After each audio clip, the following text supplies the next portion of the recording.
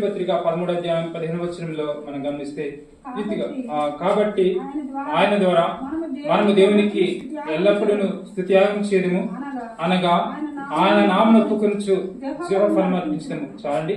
ఇక్కడ హెబ్రీ గ్రంథకర్త కూడా మనం జ్ఞాపకం చేస్తామన్నటువంటి వాడు ఉన్నాడండి. ఎల్లప్పుడూ కూడా దేవునికి స్తుతియాగం చేయమని ఆయన జ్ఞాపకం చేస్తామన్నటువంటి వాడు ఉన్నాడు. అంటే ఆయన యొక్క నామాన్ని, యేసు వారి యొక్క నామాన్ని మనం ఒప్పుకొనుచు మన యొక్క జీవఫలము మన యొక్క నోటి ద్వారా మనము ఆయన ఫలాన్ని అర్పించమని దేవుడు ఆయన కోరుతున్నట్లుగా ఇక్కడ హెబ్రీ గ్రంథకర్త మనం జ్ఞాపకం చేస్తా ఉన్నటువంటి వాడు ఉన్నాడండి.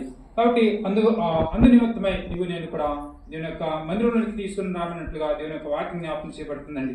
కాబట్టి అటువంటి పరిశుద్ధమైనటువంటి దేవుణ్ణి, అటువంటి పూజింపదైనటువంటి దేవుణ్ణి ఆరాధించడం కొరకై నేను కూడా దేవుని యొక్క మందిరంలోనికి తీసుకుని రాబడ్డామని దేవుని యొక్క వాక్యం మనం జ్ఞాపకం చేయబడుతుందండి. మనం చదువుకున్న దేవుని యొక్క లేఖనాన్ని మనం గమనిస్తే కీర్తన గ్రంథము 136వ అధ్యాయంలో మనం గమనిస్తండి. కీర్తన గ్రంథము 136వ అధ్యాయము ఇక్కడ మొదటి నుంచి కొన్ని వచనాలు మనం గమనిస్తండి.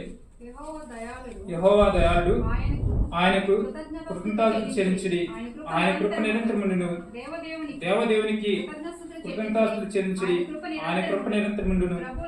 ప్రభుల ప్రభునకు కృతజ్ఞతలు చెల్లించుడి, ఆయన కృప నిరంతరముండును. చాలండి. ఇక్కడ దేవుని యొక్క వాక్యం మనకు జ్ఞాపకం చేయబడుతుందండి.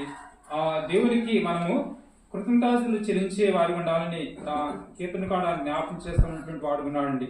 కాబట్టి ఎందువల్ల దేవునికి కృతజ్ఞతలు చెల్లించాలని ఇక్కడ జ్ఞాపకం చేస్తున్నాడంటే, యెహోవా దయాళుడు కాబట్టి ఆయన కృతజ్ఞతలు చెల్లించమంటున్నాడు.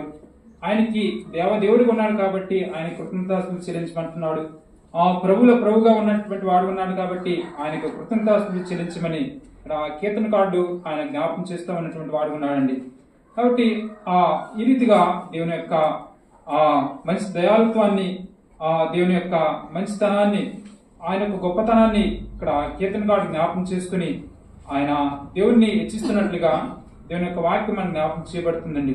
కాబట్టి దేవుడు ఆయన దయాళుడుగా ఆయన ఉన్నటువంటి దేవుడిగా ఉన్నాడని ఇక్కడ మనం గమనిస్తే మొదటి దినవృత్తాంతాల గ్రంథంలో కూడా ఇక్కడ దేవుని గురించి మనం జ్ఞాపకం చేయబడుతుంది. చూడండి, మొదటి దినవృత్తాంతాల గ్రంథము మొదటి అధ్యాయము మొదటి దినవృత్తాంతాల గ్రంథంలో మొదటి దినవృత్తాంతాల గ్రంథము ఇక్కడ దేవుని గురించి, ఆయన యొక్క దయాళుత్వం గురించి మనం జ్ఞాపకం చేయబడుతుందండి.